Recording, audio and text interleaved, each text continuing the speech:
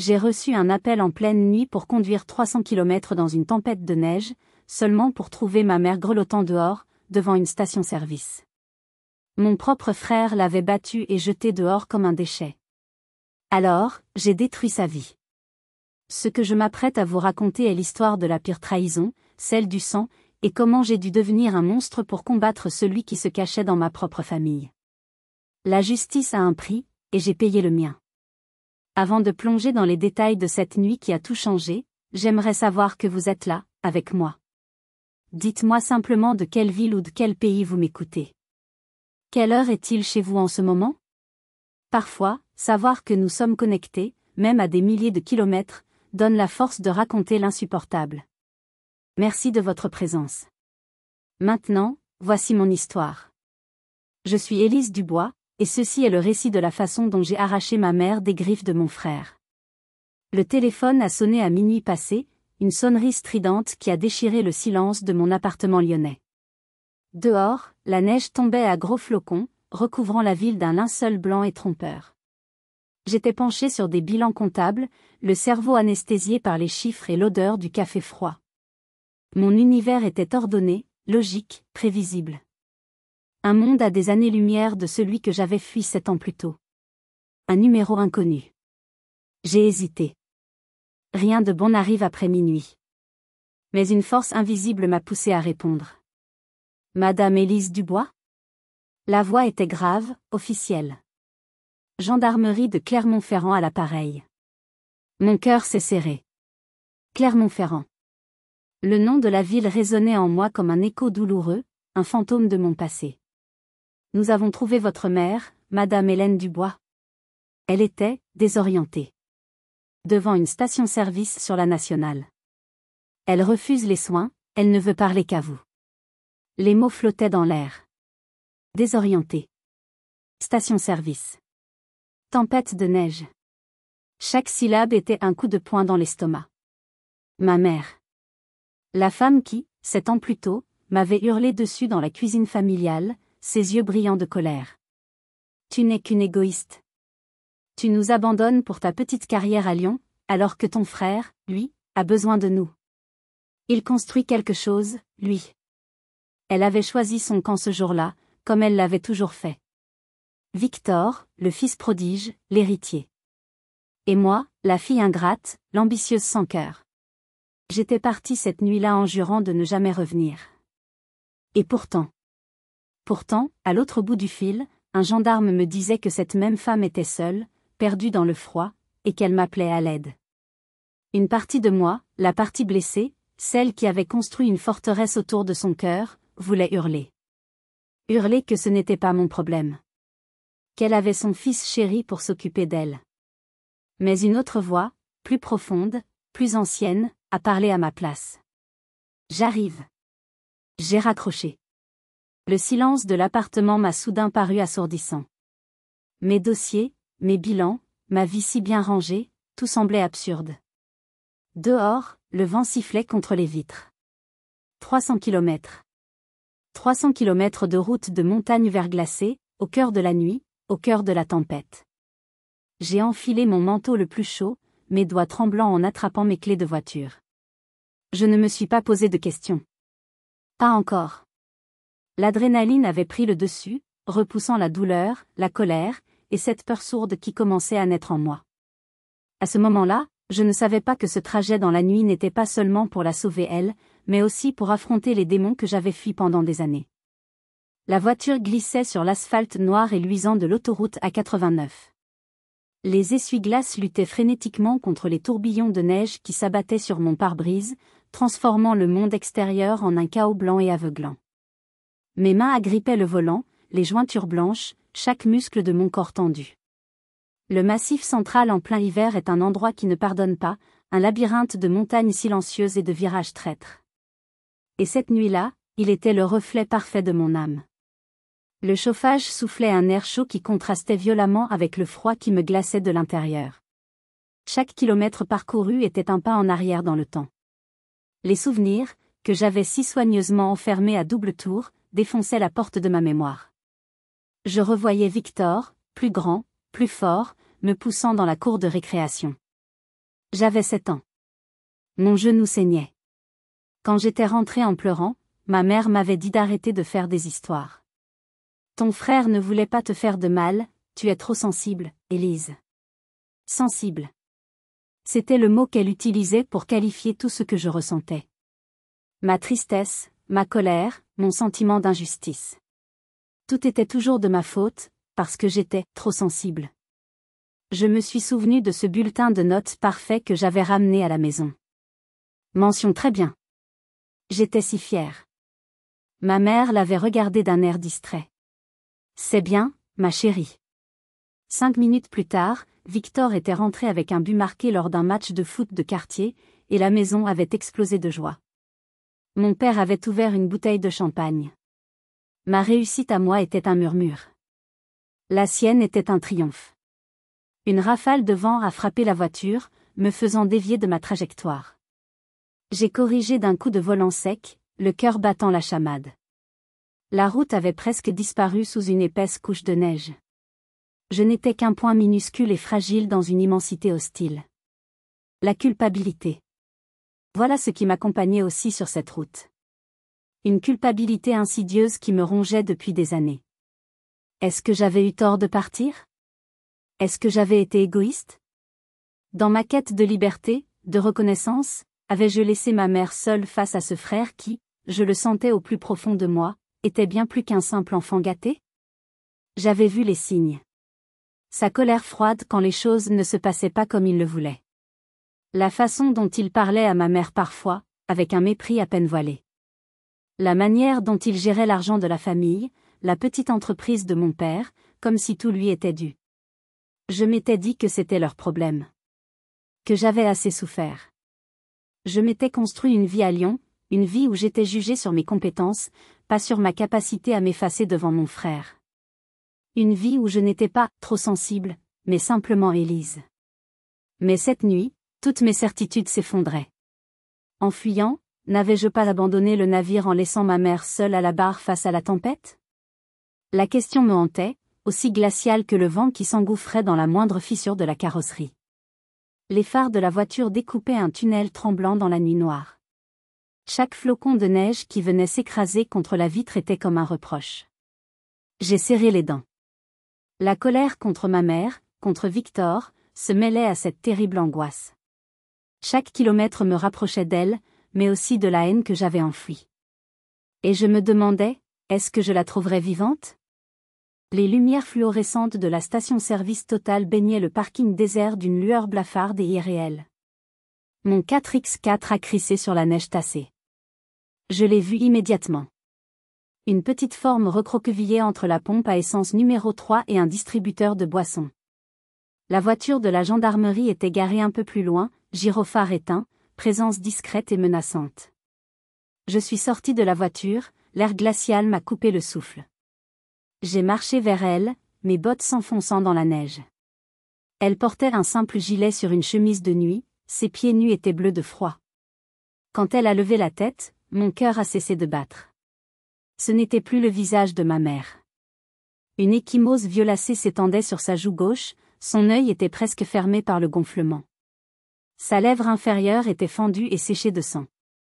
Elle tremblait si fort que ses dents s'entrechoquaient dans un claquement sinistre. Maman? Ma voix était un souffle rauque. Un mot que je n'avais pas prononcé avec une telle tendresse depuis une éternité. Elle a sursauté, ses yeux se sont écarquillés de panique avant de me reconnaître. Un soulagement immense a traversé son regard, immédiatement suivi par une vague de honte. « Élise? Qu'est-ce que tu fais là ?» a-t-elle murmuré, la voix brisée. Je suis tombée. Dans l'escalier. La neige, j'ai glissé. Elle mentait. Elle mentait si mal. Ses yeux fuyaient les miens, se dardant dans le vide, cherchant une issue qui n'existait pas. Le gendarme s'est approché, un homme massif au visage buriné par la fatigue. On l'a trouvé il y a 1 heure. Quelqu'un a appelé. Elle ne voulait pas aller à l'hôpital. Elle n'arrêtait pas de répéter votre nom. J'ai hoché la tête, incapable de parler. J'ai enlevé mon manteau et l'ai enroulé autour de ses épaules frêles. Je l'ai aidée à se relever, sentant sous mes doigts la fragilité de ses os. Elle pesait si peu. Je l'ai installé dans ma voiture, mettant le chauffage à fond. Le silence était pesant, seulement brisé par ces tremblements. Je suis allé voir le gendarme. Est-ce qu'elle a dit autre chose? Qui l'a amenée ici? L'homme a soupiré. Elle est confuse. Elle a dit que c'était son fils, puis elle s'est rétractée. On ne peut rien faire si elle ne porte pas plainte, vous savez comment c'est. Oui, je savais. Le poison du silence familial, la loi non écrite qui protège les bourreaux. J'ai trouvé un Ibis Budget à quelques kilomètres de là. J'ai pratiquement porté ma mère jusqu'à la chambre. Une fois à l'intérieur, sous la lumière crue de la salle de bain, l'étendue des dégâts était encore plus visible. Des bleus marbraient ses bras, en forme de doigts. Comme si quelqu'un l'avait agrippé avec une force terrible. Avec la minutie d'une comptable vérifiant un bilan, j'ai commencé mon travail.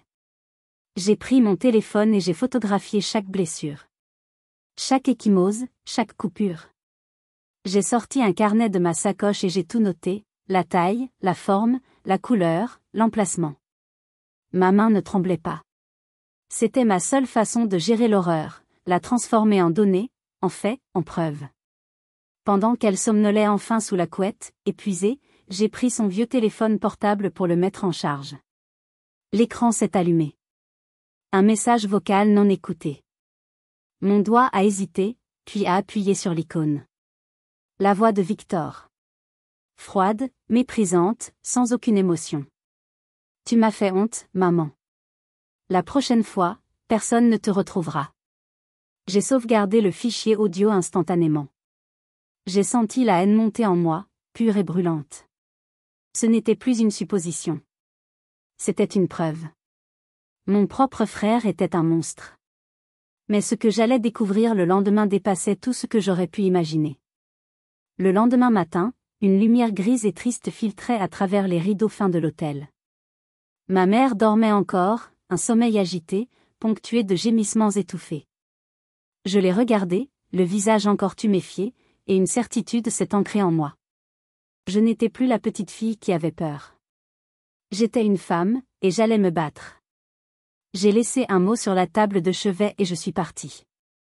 La ville de Clermont-Ferrand était ensevelie sous la neige, silencieuse et immobile.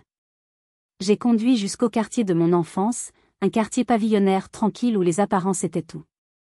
Notre maison était là, inchangée. Une belle maison en pierre, avec des volets bleus et un jardin bien entretenu. La maison parfaite d'une famille parfaite. Un mensonge. La clé que ma mère m'avait donnée a tourné dans la serrure. L'air à l'intérieur était froid, imprégné d'une odeur aseptisée d'eau de javel, comme si on avait voulu effacer une tache tenace. J'ai avancé dans le couloir. Et c'est là que je l'ai vu. Les murs étaient couverts de photos de famille. Victor à son mariage. Victor et sa femme, Isabelle, en vacances. Leur fille, ma nièce Chloé, souriant à pleines dents. Des photos de Noël, des anniversaires. Une vie de famille heureuse, étalée pour les visiteurs. Mais quelque chose clochait. Je me suis approchée. Mon souffle s'est coupé. Sur chaque photo de groupe où j'aurais dû être, il y avait un vide.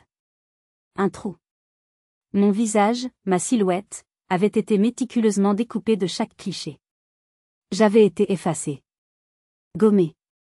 Anéantie. J'ai senti mes jambes flageoler. Ce n'était pas de la colère, c'était une douleur physique, une sensation de vide absolu dans ma poitrine.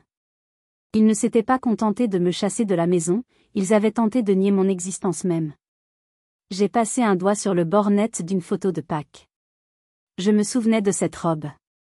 J'avais 9 ans. À la place de mon sourire, il n'y avait plus que le papier peint du mur. J'ai sorti mon téléphone, les mains tremblantes, et j'ai tout photographié.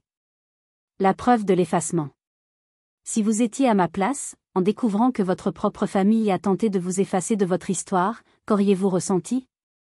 Quelle aurait été votre première réaction? Dites-le moi dans les commentaires, car à ce moment-là, je me sentais complètement seule au monde. Poussée par une rage froide, j'ai commencé à fouiller. Pas au hasard. Avec la logique d'une comptable qui cherche une fraude. Je suis allée directement au bureau de Victor. Des papiers étaient éparpillés. Des contrats, des relevés bancaires. Et au milieu de tout ça, un dossier au nom de SCI Hélène. Une société civile immobilière. J'ai ouvert le dossier. À l'intérieur, un acte de cession de parts. Ma mère, Hélène Dubois, cédait la totalité de ses parts de la maison familiale, sa seule richesse, l'héritage de mon père à Victor. Gratuitement. La signature de ma mère était là, tremblante, à peine reconnaissable. La date, il y a 2 jours.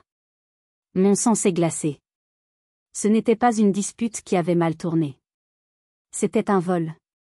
Un abus de faiblesse planifié, organisé, exécuté de sang-froid. Et puis, j'ai vu ce détail. Un petit détail qui a tout changé. Sur la table du salon, la vieille tablette de ma mère était posée.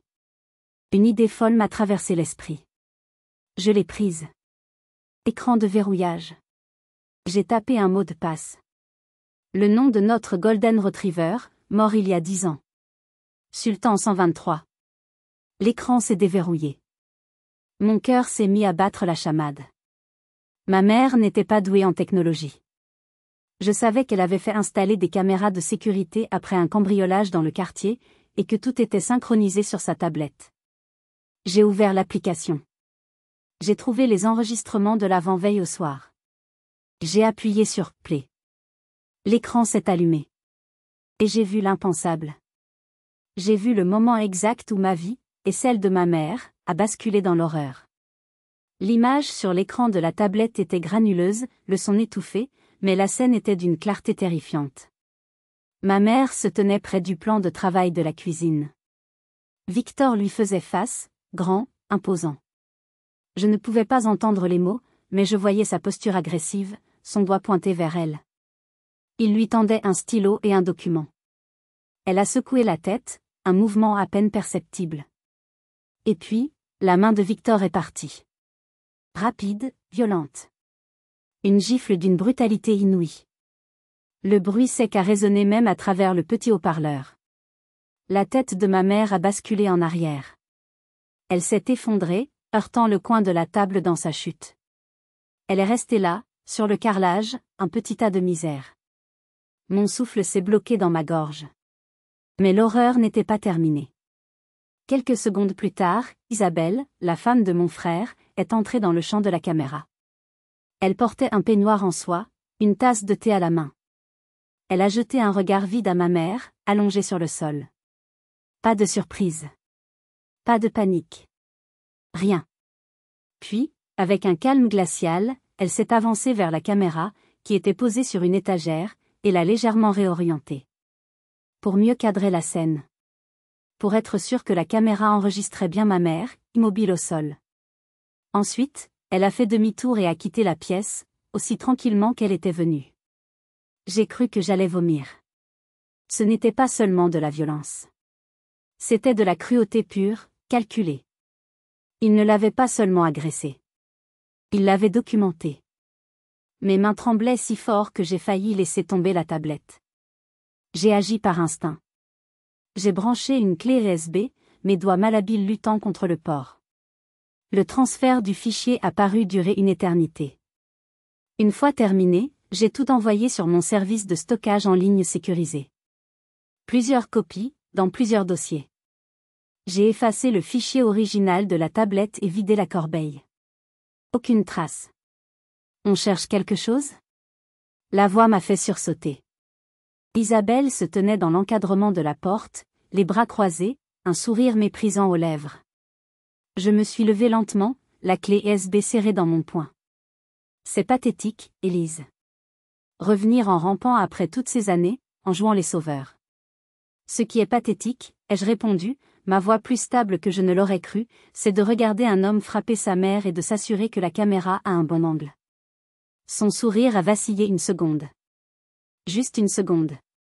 Tu n'as aucune preuve, a-t-elle sifflé. Je n'ai rien dit. Je l'ai juste regardé, puis j'ai dépassé sans un mot. Mon travail ici était terminé.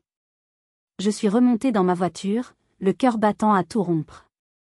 J'ai quitté le quartier pavillonnaire et je me suis engagée sur la route principale pour retourner à l'hôtel. C'est là que je l'ai vu. Dans mon rétroviseur. Un SUV Range Rover noir, le même que celui de Victor. Il était à une centaine de mètres derrière moi. J'ai ralenti. Il a ralenti. J'ai accéléré. Il a accéléré. Il ne cherchait pas à me dépasser, ni à me percuter. C'était pire. Il se contentait de me suivre. À chaque feu rouge, il s'arrêtait juste derrière moi. À chaque virage, sa silhouette massive restait collée à mon pare-chocs arrière. La panique a commencé à monter. Les rues de la ville n'étaient plus un refuge, mais un piège. Chaque voiture devenait une menace potentielle. J'ai tourné à droite, puis à gauche, essayant de le semer dans un dédale de petites rues. En vain. Il était toujours là. Une ombre menaçante, un rappel constant de sa présence, de son pouvoir. Ce n'était pas une agression physique.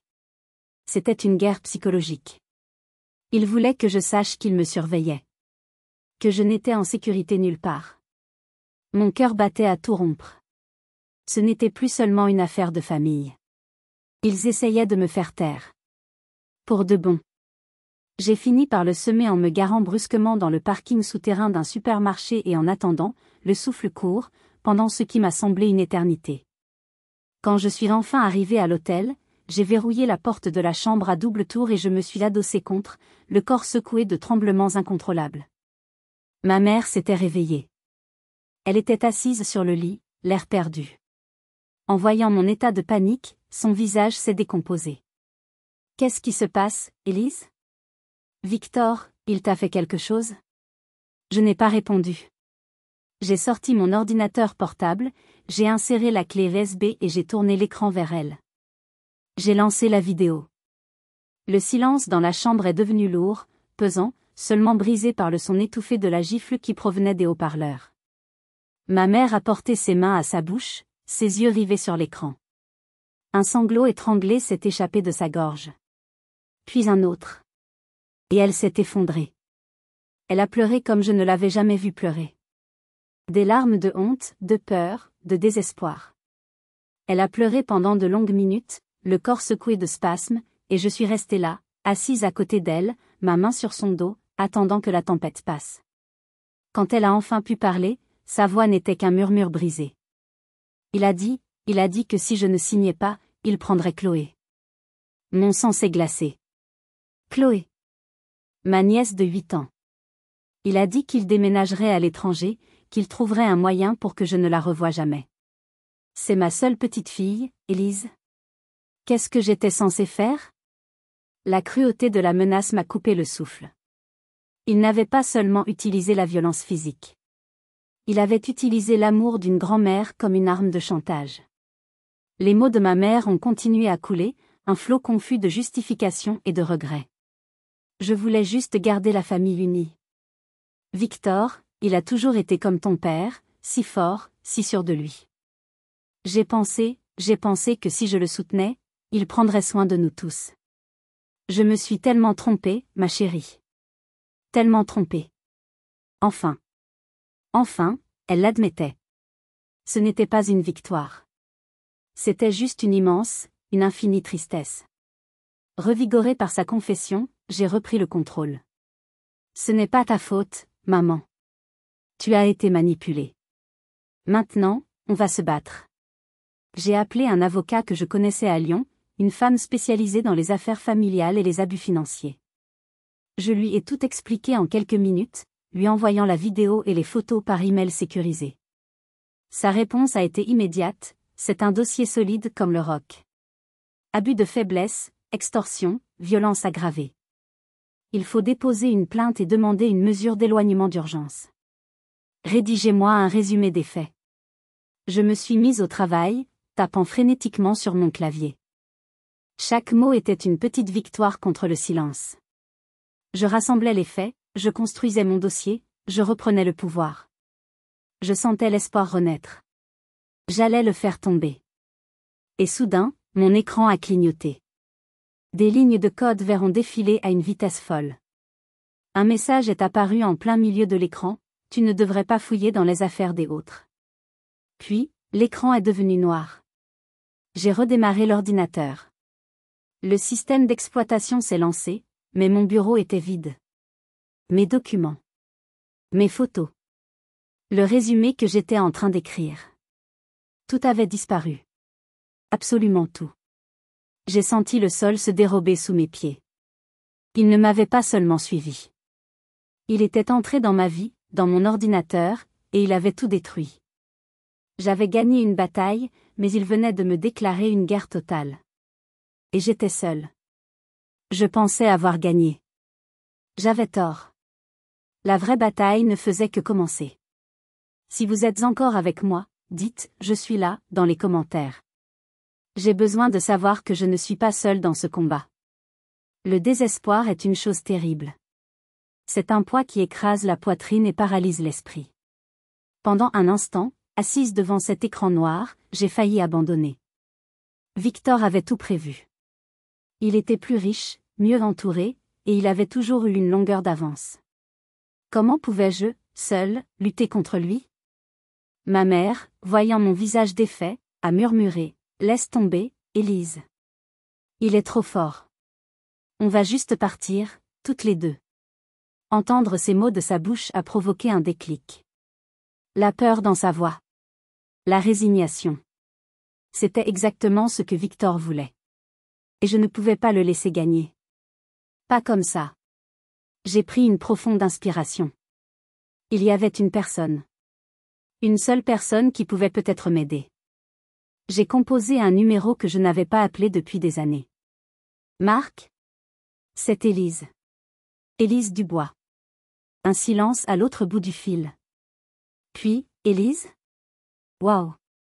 Ça fait, quoi, 10 ans? Comment tu vas? Marc Renaud. Mon meilleur ami de l'université. Un génie de l'informatique qui, à l'époque, passait plus de temps à explorer les failles des réseaux qu'à assister aux cours. Aujourd'hui, il dirigeait sa propre société de cybersécurité à Paris. Je ne vais pas bien, Marc. J'ai de très, très gros ennuis. J'ai besoin de ton aide. Je lui ai tout raconté. L'appel, ma mère, la vidéo, le chantage, le piratage. Il a écouté sans m'interrompre. Quand j'ai eu fini, il a simplement dit « Donne-moi 1 heure. Ne touche plus à ton ordinateur.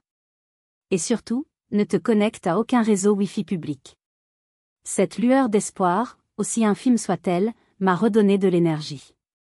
Victor avait peut-être de l'argent, mais j'avais un ami. Et parfois, ça vaut tout l'or du monde. Pendant que Marc travaillait, je devais agir. Je ne pouvais pas rester passive. Je savais que Victor ne faisait pas ça seul. L'acte de cession de la maison, la création de la SCI, tout ça nécessitait des complices. Un notaire, un avocat. Et je me suis souvenu d'un nom que mon père détestait, un nom qui revenait souvent dans les conversations à voix basse, Monsieur Laurent. Un promoteur immobilier à la réputation sulfureuse, connu pour ses accointances avec les politiciens locaux et ses méthodes agressives. Une recherche rapide sur Internet m'a appris qu'il était un partenaire commercial de longue date de Victor. J'ai aussi appris autre chose, tous les jeudis après-midi, il avait sa table réservée à la brasserie de l'Hôtel de Ville, un de ces endroits chics où les affaires se concluent autour d'un verre de vin. Nous étions jeudi. Une idée folle, dangereuse, a germé dans mon esprit. Si je ne pouvais pas gagner sur le terrain numérique, j'allais me battre sur le terrain humain. J'ai dit à ma mère de ne pas bouger, de n'ouvrir à personne. J'ai enfilé une tenue plus professionnelle, le tailleur que je gardais pour les rendez-vous importants. J'ai mis mon téléphone en mode enregistrement audio et je l'ai glissé dans la poche intérieure de ma veste. En sortant de l'hôtel, j'ai jeté un regard par-dessus mon épaule. Aucune voiture noire en vue. Mais je savais qu'il était là, quelque part. Il observait. Et cela ne faisait que renforcer ma détermination. Je me suis assise en face de lui, mon cœur martelant ma poitrine. J'allais jouer la partie la plus dangereuse de ma vie. Un seul mot de travers, et tout serait fini. La brasserie était exactement comme je l'avais imaginé, des boiseries sombres, des banquettes en cuir rouge, et le murmure feutré des conversations d'affaires. Monsieur Laurent était là, attablé seul dans un coin, un verre de Châteauneuf-du-Pape à la main. Il avait le visage rubicond et les yeux froids d'un homme habitué à obtenir ce qu'il veut. Je me suis approchée de sa table. Monsieur Laurent? Je suis Élise Dubois. La fille d'Hélène. Il m'a dévisagé de haut en bas, une lueur d'amusement dans le regard. Ah! La fille de Lyon. Victor m'a parlé de vous. Asseyez-vous. Je me suis assise, mon calme extérieur dissimulant la tempête qui faisait rage en moi. Je ne vais pas y aller par 4 chemins, ai-je commencé, ma voix posée et professionnelle. Je suis comptable. J'ai examiné les documents de la SCI Hélène. Il y a, disons, quelques irrégularités flagrantes dans les flux de trésorerie. Des choses qui pourraient intéresser le fisc. Voir la brigade financière. Il a eu un petit rire gras. Vous êtes courageuse, mademoiselle. Ou très stupide. Je suis juste très douée avec les chiffres, ai-je répliqué. Et les chiffres ne mentent jamais. Je sais que la valeur de la maison a été délibérément sous-évaluée dans l'acte de cession. Je sais aussi que des fonds ont transité par des comptes offshore avant de revenir en France. Je veux un accord.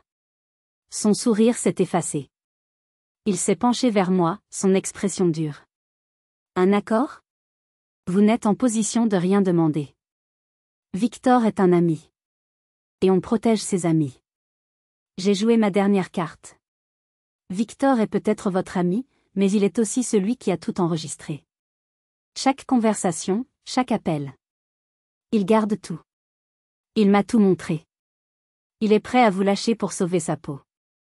Je viens vous offrir une porte de sortie avant qu'il ne vous entraîne dans sa chute. C'était un bluff total. Mais j'ai vu le doute s'installer dans ses yeux. La paranoïa est le défaut de tous les hommes malhonnêtes. Il a bu une gorgée de vin, le regard perdu dans le vague. Puis il a ricané. Ce petit con. Je le savais. Écoutez-moi bien, ma petite. Victor est un amateur. Il pense être malin, mais il laisse des traces partout. C'est moi qui ai dû nettoyer ses erreurs. L'acte notarié, la signature, il a fallu graisser quelques pattes pour que ça passe. Alors, votre accord, vous pouvez vous le garder. Sortez de la vie de votre frère, et tout ira bien pour vous. Il l'avait dit. Il l'avait avoué. Complicité de faux et usage de faux, corruption. Mon téléphone enregistrait tout. J'avais gagné. Je me suis levée. Merci pour votre temps, monsieur Laurent. En me dirigeant vers la sortie, une jeune serveuse qui débarrassait une table voisine m'a frôlé et m'a glissé discrètement un bout de serviette en papier dans la main. Je ne me suis pas arrêtée. Une fois dehors, j'ai ouvert la serviette. Quelques mots griffonnés à la hâte, faites attention. Ces gens sont dangereux. J'ai pressé le pas vers le parking. Mon cœur battait la chamade, un mélange d'euphorie et de peur. J'avais réussi. J'avais la preuve qui allait faire tomber tout leur château de cartes. Et puis je l'ai vu. Ma voiture. Le pare-brise était en 1000 morceaux. Une toile d'araignée de verre brisé scintillait sous la lumière blafarde du parking. Et coincée sous un essuie-glace, il y avait une photo. Une vieille photo de famille, celle de Pâques où je portais ma robe neuve. Mais ce n'était pas la photo originale. C'était une photocopie. Et mon visage avait été découpé. Remplacé par un trou noir et vide. Il n'essayait plus seulement de m'effrayer. C'était un message. Ils voulaient m'effacer, comme sur cette photo. Mais ils avaient fait une erreur. Ils m'avaient sous-estimé. Le tribunal de grande instance de Clermont-Ferrand est un bâtiment austère qui semble avoir absorbé toutes les misères humaines qu'il a vu défiler. L'air y est lourd, chargé d'une tension palpable. Pour notre audience en référé une procédure d'urgence, nous étions dans une petite salle, presque intime, ce qui ne faisait qu'amplifier le drame qui se jouait.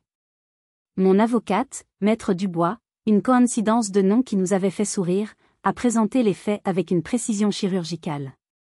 Les photos des blessures de ma mère ont été projetées sur un écran. Un murmure a parcouru la salle. J'ai jeté un regard à Victor. Il était assis droit, impeccable dans son costume sur mesure, le visage impassible. Isabelle, à côté de lui, avait l'air de s'ennuyer. L'avocat de Victor, un ténor du barreau local, a pris la parole. Sa plaidoirie était prévisible, Élise Dubois, une fille jalouse et aigrie, revenue après des années de silence pour se venger de son frère à qui tout réussit. Selon lui, ma mère était une femme âgée et confuse, facilement manipulable. Il a dépeint un tableau où j'étais le bourreau et Victor la victime. J'ai senti la colère monter, mais j'ai gardé mon calme, comme mon avocate me l'avait conseillé. Puis, le juge, une femme d'une 50aine d'années au regard perçant, s'est tournée vers ma mère. « Madame Dubois, voulez-vous dire quelque chose ?» Tous les regards se sont tournés vers elle. J'ai retenu mon souffle. C'était le moment de vérité. Pendant une seconde, je l'ai vue hésiter, son regard croisant celui de Victor. J'ai vu la peur. J'ai cru qu'elle allait flancher. Mais ensuite, elle a posé les yeux sur moi. Et dans son regard, j'ai vu autre chose. Une lueur de force que je ne lui avais jamais connue. Elle s'est levée, lentement, ses mains tremblantes s'agrippant à la barre. J'ai passé ma vie à avoir peur, a-t-elle commencé, sa voix fragile mais claire. Peur de ne pas être une bonne mère. Peur de décevoir. Alors j'ai protégé mon fils. Je l'ai trop protégé. J'ai fermé les yeux sur sa colère, sur sa méchanceté. Je me suis dit que c'était de l'amour. Mais l'amour, ça ne laisse pas de bleu. L'amour, ça ne vous jette pas dehors dans le froid. Des larmes coulaient sur ses joues. Mon fils, Victor, m'a frappé. Il m'a forcé à signer des papiers pour me voler ma maison. Et il a menacé de m'enlever ma petite fille si je parlais. Voilà la vérité. Un silence de mort s'est abattu sur la salle d'audience. C'est à ce moment que mon avocate a joué notre carte maîtresse. Ce n'était pas l'enregistrement de Monsieur Laurent, qui serait discutable légalement. C'était quelque chose de bien plus puissant. Madame la juge, nous avons un dernier élément à verser au dossier. Elle a fait un signe à son assistant. Le son a grésillé dans les haut-parleurs de la salle. C'était un enregistrement. L'expertise informatique a permis de récupérer un fichier depuis le cloud de Monsieur Victor Dubois, a expliqué mon avocate. Un brouillon d'email, sauvegardé automatiquement, destiné à son notaire. La voix de Victor a rempli la pièce. Froide, pressée. Il faut trouver un moyen de faire la session de part le plus vite possible. Agir rapidement. L'état de santé de la donatrice est instable, il faut conclure avant qu'il y ait un problème et qu'elle soit placée sous tutelle. L'aveu. L'intention de frauder, de profiter de la prétendue instabilité de sa propre mère, était là, noir sur blanc. Le visage de Victor s'est décomposé. Mais ce n'est pas fini. Le micro de la table de la défense, resté ouvert, a capté un murmure. La voix sifflante d'Isabelle, penchée vers son mari. « Je t'avais dit de tout supprimer de ton cloud, imbécile. » Un hoquet de surprise a traversé la salle. Le juge a regardé Isabelle, puis Victor, son expression glaciale. Elle n'avait plus besoin d'entendre quoi que ce soit. Le marteau du juge est tombé. Victoire. Mais ce n'était que le début de leur fin. Le monde entier allait bientôt connaître leur vrai visage. La décision du juge a été immédiate et sans appel, mesure d'éloignement d'urgence pour Victor et Isabelle, interdiction d'approcher ma mère et Chloé.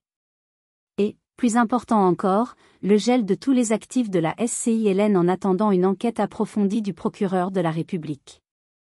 Nous avions gagné la première manche, et de manière spectaculaire. Mais la véritable tempête ne faisait que commencer. L'histoire était trop belle pour ne pas fuiter. Un journaliste présent dans la salle d'audience a publié un article en ligne quelques heures plus tard. Le titre était accrocheur, « Drame familial à Clermont-Ferrand, un entrepreneur à succès accusé d'avoir battu et spolié sa propre mère. » L'article est devenu viral. En moins de 24 heures, l'affaire était partout. Les réseaux sociaux se sont emparés de l'histoire. Un hashtag a commencé à émerger, hashtag laissez geler. Il symbolisait la cruauté de l'acte, l'image de ma mère abandonnée dans le froid. Il est devenu un cri de ralliement pour toutes les victimes de violences familiales et d'abus de faiblesse sur personnes âgées. Mon téléphone n'arrêtait pas de sonner. Des journalistes, des producteurs de télévision. Au début, j'ai tout refusé. Je voulais protéger ma mère, nous protéger. Mais mon avocate m'a dit, Élise, le silence était leur arme. Maintenant, la lumière est la vôtre. C'est votre meilleure protection. Elle avait raison. J'ai accepté une seule interview. Une grande émission de débat en direct, sur France 2. Un endroit où je savais que mon histoire serait entendue par des millions de personnes. Le soir de l'émission, assise sur le plateau, sous les lumières aveuglantes, j'étais terrifiée. Mais en regardant la caméra, je n'ai pas vu des millions d'inconnus. J'ai pensé à toutes les autres mères, à tous les autres enfants, qui souffraient en silence. Et j'ai parlé. J'ai raconté le trajet dans la neige, les bleus, les photos découpées, la peur. J'ai parlé avec le cœur, mais aussi avec la précision d'une comptable qui expose des faits. L'animateur, visiblement ému, a ensuite diffusé un extrait de l'enregistrement de Monsieur Laurent, que nous avions décidé de rendre public. La voix de cet homme, avouant calmement comment il avait aidé à nettoyer les erreurs de Victor, a provoqué une onde de choc dans le studio. J'ai parlé avec le cœur, mais aussi avec la précision d'une comptable qui expose des faits. L'animateur, visiblement ému, a ensuite diffusé un extrait de l'enregistrement de Monsieur Laurent, que nous avions décidé de rendre public. La voix de cet homme, avouant calmement comment il avait aidé à nettoyer les erreurs de Victor, a provoqué une onde de choc dans le studio. Puis, l'animateur a annoncé qu'ils avaient une information de dernière minute. Un bandeau rouge a clignoté en bas de l'écran. Je l'ai lu en même temps que des millions de téléspectateurs.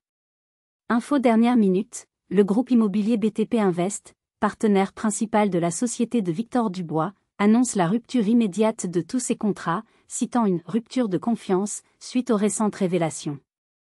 Le visage de l'animateur était stupéfait. Madame Dubois, il semble que votre témoignage ait des conséquences immédiates. L'empire de mon frère, bâti sur des mensonges et de la cruauté, commençait à s'effondrer. En direct, devant la France entière. Assise sous les lumières du studio, je regardais l'empire de mon frère s'effondrer. C'était la justice.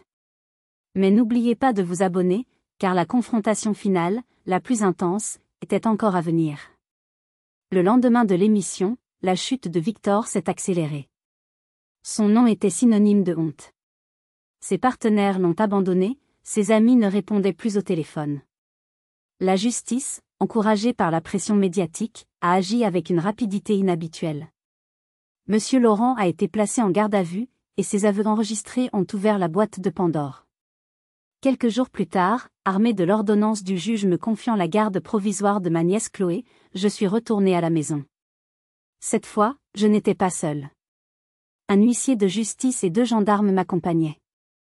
Quand nous sommes entrés, la scène était surréaliste. Des cartons à moitié faits étaient éparpillés dans le salon. Isabelle était assise sur le canapé, le regard vide, fixant un mur comme si elle ne nous voyait pas. Victor, lui, faisait les 100 pas, tel un lion en cage. Il n'avait plus son costume impeccable. Il était en jogging, les cheveux en désordre, les yeux injectés de sang. En me voyant, une haine pure a déformé ses traits. « Toi, a-t-il craché. Tu as tout détruit. Notre famille, ma réputation, ma vie. Tout ça par jalousie. » J'ai juste montré la vérité, Victor, ai-je répondu calmement. La famille que tu as détruite, c'est la tienne, pas la mienne. L'huissier a présenté les documents officiels. À cet instant, Chloé est descendue de l'étage. Elle s'est arrêtée sur les dernières marches, ses grands yeux passant de son père à moi. « Je veux aller avec Tata Élise », a-t-elle dit d'une toute petite voix. Ce fut le coup de grâce. Le visage de Victor s'est tordu de rage. Il a oublié les gendarmes, l'huissier, tout. Il a fait un pas rapide vers sa fille, le bras tendu. « Tu ne vas nulle part. » Les gendarmes ont réagi instantanément. Ils se sont interposés. En s'approchant de Chloé, Victor venait de violer la mesure d'éloignement. « Monsieur Dubois, vous êtes en état d'arrestation », a dit l'un des gendarmes. Il s'est débattu, hurlant des insultes, sa fureur se transformant en un désespoir pathétique. Ils l'ont menotté et l'ont emmené, sous le regard vide d'Isabelle et les yeux terrifiés de sa fille. Pendant que le drame se jouait, une autre équipe de la gendarmerie, munie d'un mandat de perquisition, était arrivée. Ils ont commencé à fouiller la maison. Je suis monté à l'étage pour rassurer Chloé et l'aider à prendre quelques affaires. 1 heure plus tard, un des enquêteurs nous a appelés depuis le bureau de Victor. On a trouvé quelque chose. Sous une latte de parquet qui sonnait creux, ils avaient découvert un coffre-fort dissimulé. À l'intérieur, pas d'argent liquide. Pire. Un disque dur.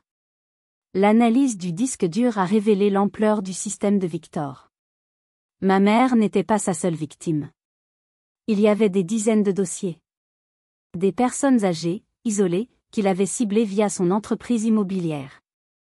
Il utilisait le même schéma, gain de confiance, abus de faiblesse, création de SCI, et détournement de patrimoine. Il avait spolié des dizaines de familles, détruisant des vies entières. Mon drame familial venait de se transformer en une affaire criminelle de grande envergure. Victor n'était pas seulement un fils et un frère abusifs. C'était un prédateur en série. Il a été emmené, hurlant et se débattant. La justice avait gagné.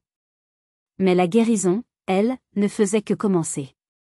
Les mois qui ont suivi ont été un tourbillon de procédures judiciaires, de rendez-vous avec des psychologues et de tentatives maladroites pour construire une nouvelle normalité. Victor a été condamné à une lourde peine de prison ferme, non seulement pour ce qu'il avait fait à notre mère, mais pour l'ensemble de son réseau d'escroquerie. Isabelle, qui a plaidé la manipulation, a écopé d'une peine avec sursis et a disparu de la circulation. Leur empire n'était plus que poussière. Nous avons quitté Clermont-Ferrand, cette ville chargée de trop de mauvais souvenirs. J'ai trouvé une petite maison à louer dans un village tranquille près de Lyon, avec un petit jardin. Pour la première fois depuis des années, j'ai vu ma mère respirer. Elle n'était plus l'ombre craintive que j'avais retrouvée devant cette station-service. Lentement, elle redevenait Hélène. Chloé s'est adaptée avec la résilience incroyable des enfants. Elle a trouvé de nouveaux amis à l'école, et le rire a recommencé à résonner dans notre maison. Ensemble, toutes les trois, nous avons appris à vivre.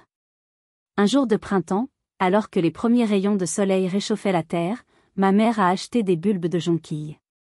Nous les avons plantés ensemble dans le jardin, nos mains dans la terre humide. Tu sais, m'a-t-elle dit, sans me regarder, les jonquilles sont les premières à fleurir après l'hiver. Peu importe la force du gel, elles trouvent toujours le moyen de percer la neige. C'était sa façon de me dire merci. Sa façon de dire qu'il y avait de l'espoir. Un soir, en rentrant du travail, j'ai trouvé une lettre posée sur la table de la cuisine. L'écriture était celle de ma mère, appliquée et un peu tremblante. Ma chère Élise, il n'y a pas de mots pour dire à quel point je suis désolée. Pas seulement pour ce que Victor a fait, mais pour toutes les années où je ne t'ai pas vue. J'étais aveugle. J'ai cru que l'amour signifiait protéger le plus faible, mais je me suis trompée de faible. Le jour où tu as refusé de me laisser geler, tu ne m'as pas seulement sauvé la vie. Tu m'as sauvé l'âme. Pardonne-moi de ne pas avoir été la mère que tu méritais. Avec tout mon amour, maman. J'ai pleuré en lisant sa lettre. Des larmes, cette fois, non pas de tristesse ou de colère, mais de soulagement. Le cycle était brisé. Cette histoire n'est pas seulement la mienne. Elle appartient à tous ceux qui ont été réduits au silence, à qui on a dit qu'ils étaient trop sensibles, dont on a essayé d'effacer l'existence. Elle appartient à chaque parent qui a été trahi par son propre enfant, à chaque enfant qui a dû devenir le parent de ses parents. Si mon histoire a résonné en vous, si elle a touché une corde sensible, s'il vous plaît, faites-le moi savoir. Partagez votre propre expérience dans les commentaires si vous le souhaitez, ou dites simplement « Je suis là ». Parfois, le simple fait de savoir que nous ne sommes pas seuls dans notre douleur est le premier pas vers la guérison. Le silence est l'arme de l'agresseur. Rompons-le, ensemble. N'oubliez pas de vous abonner à la chaîne et de laisser un pouce bleu si cette histoire vous a touché. Votre soutien permet à des voix comme la mienne d'être entendues, et peut-être, de donner du courage à quelqu'un qui, en ce moment même, pense être seul dans la tempête. Je m'appelle Élise Dubois. Ma famille a essayé de me congeler hors de ma propre histoire. Mais comme les jonquilles, j'ai percé la neige. Et si je l'ai fait, vous le pouvez aussi. Merci d'avoir écouté.